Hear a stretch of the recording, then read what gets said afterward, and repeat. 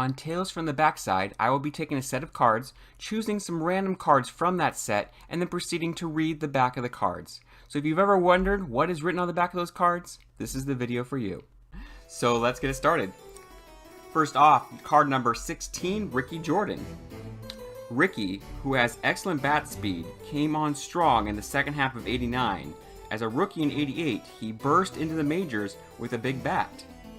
Ricky became only the 31st National Leaguer ever to hit a home run, a 3-run shot, in his first official Major League at-bat. He then bashed a 2-run homer in his next game and a 3-run homer in his fifth. So 3 home runs in his first 5 games.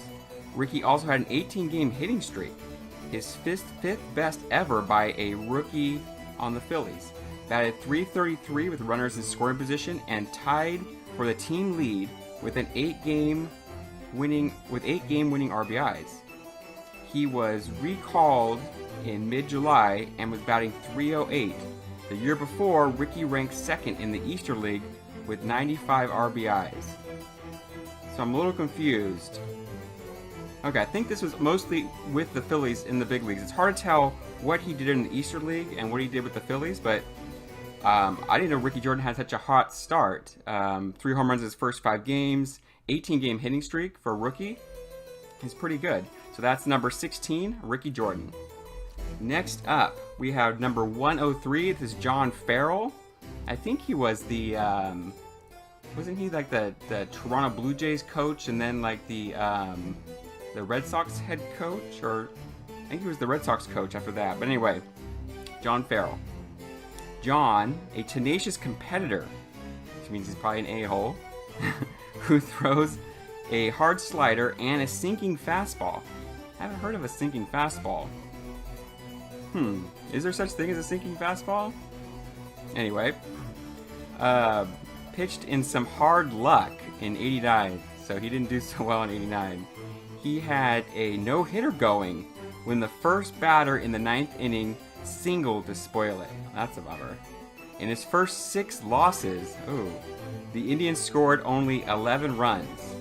11 runs in 6 games? Sounds like the Giants. Giants would be lucky if they had 2 runs a game. John didn't get much hitting support in '88 either. The team scored only 25 runs in his 10 losses. He had a blue chip start in the majors in '87 after being recalled in mid-August. John, who was drafted in the second round of '84, won his first 4 decisions and reached a nifty 1.59 ERA. Not bad. In his only non-decision, he pitched 9 innings against the Brewers, allowing no runs and only 3 hits as he stopped Paul Molitor's 39-game hitting streak. Wow. John Farrell ended Paul Molitor's 39-game hitting streak. Pretty sweet. Next card, number 204. Oh, of course. It has to be Rance. Some cards are drawn to me. I don't know why, but Rance, ever since I made fun of his name, like, I don't know, a couple months ago, I think it was a Name the Player video, how his parents couldn't decide to call him Lance or something else, so they called him Rance. Rance has been popping up. So we got Rance Mullix. Rance Mullix, number 204. So Rance surprisingly has a very short paragraph on his card, but he actually played a long time. It looks like he started in '77. So Rance, a smart, disciplined clutch hitter. So smart, disciplined clutch hitter. That means he doesn't swing and he comes off the bench. And he's a role player. I think that's code. Was the Blue Jays, and more Blue Jays, prime left-handed DH and pinch hitter in 1989. Called it on pinch hitter. He led all AL DHs in pitch hitting with a .308 batting average in '88. That's pretty good. And batted .424 in late inning pressure situations. In 1987, Rance was second in the league in pitch hitting with a .333 batting average. So Rance was a professional pinch hitter from the bench.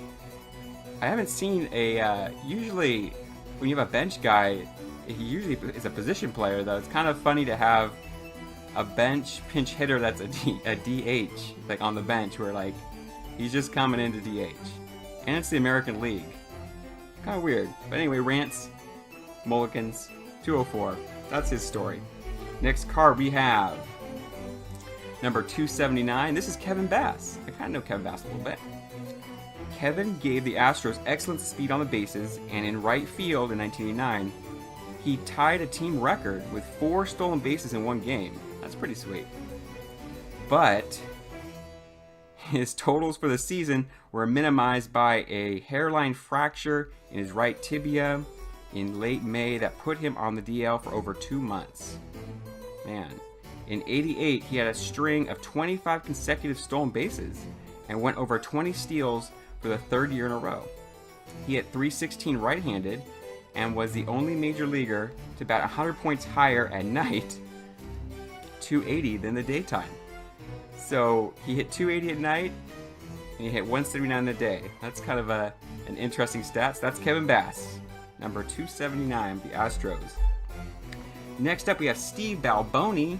Steve Balboni, I think Steve Balboni was in he was in one of my Showdown videos. 327, Steve Balboni. Steve, a genial man? Genial, who whacks the ball hard, came back to the Yankees at the end of spring training in 89 to add punch as a right-handed designated hitter. Lots of DHs. In one game, he slugged the 4th grand slam of his career, and in another hit a 2-run homer in the 8th to beat the A's 3-2. It's pretty good. Steve has hit home runs wherever he's played. He won 4 straight minor league home run crowns and topped the Royals in homers 3 years in a row, setting a team season mark with 36 in 1985. Let's look at his stats here. 85, he had 36. He was pretty good there. 28, 35, 29, 24, 23. Where's his strikeouts though? Oh, they don't have his strikeouts on here. Let's see. Oh, he only hit 207 though when he hit 24 home runs though. But he still hit them out, so what are you gonna do? 327, Steve Balboni.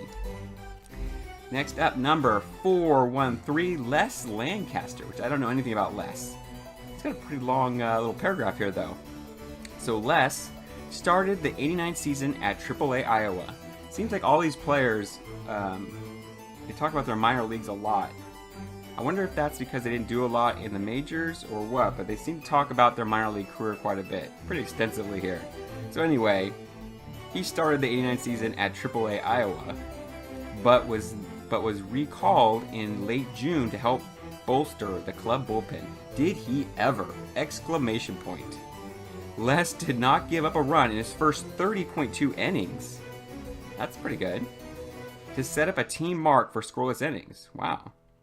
Along the way, he ran up a 3-0 record. Well, I'd hope so. I hope he doesn't have any losses in those scoreless innings there. 3-0 record and saved 4 games in 21 appearances. Perhaps Les will be able to play a complete season with the Cubs in 1990. Oh, so the Cubs picked him up. As a rookie in 87, he bounced back and forth between Iowa and Chicago before sticking in late June. As a reliever and starter, he ran up a credible 8-3 record. Then, in 88, Les was doing fine as a reliever when he missed most of the second half with an appendicitis and a broken foot. So Les Lancaster had appendicitis and also at the same time a broken foot. That's quite a bummer. So poor Les Lancaster. Sounds like he could have been pretty decent if his appendix wouldn't have jacked him up along with his foot. I wonder which one was first, the appendix or the foot, which came first. Anyway, 413, Les Lancaster. Let's do one more. Let's do a rookie here. We got rookie prospect Kyle Abbott, first round draft pick of the California Angels. Pretty short. Let's see. How is Kyle going to stack up in the big leagues? Kyle, a big 6'4" southpaw with a 90-mile-an-hour fastball. That's pretty quick. Was the number 9 pick in the draft. He broke the school records at Long Beach State in 1989 with wins 15-3. strikeouts, 140, and innings pitched with 135. Along the way, Kyle also set a school mark with 14 strikeouts in one game as he tossed a one-hitter against UC Santa Barbara. Kyle struck out 95 in 73.2 innings and was 5-4, the 2.57 ERA in the Midwest League. Well, that will conclude our Tales from the Backside. Hopefully we all learned a little more about these players and learned more about the fact or fiction on the back of their cards. So thank you everyone for watching, and we will see you next time. Well, thanks for watching. Don't forget to like and subscribe. And if you want, leave a comment down below. And don't forget to hit that notification button so you won't miss any of my future videos. Well, have a good one.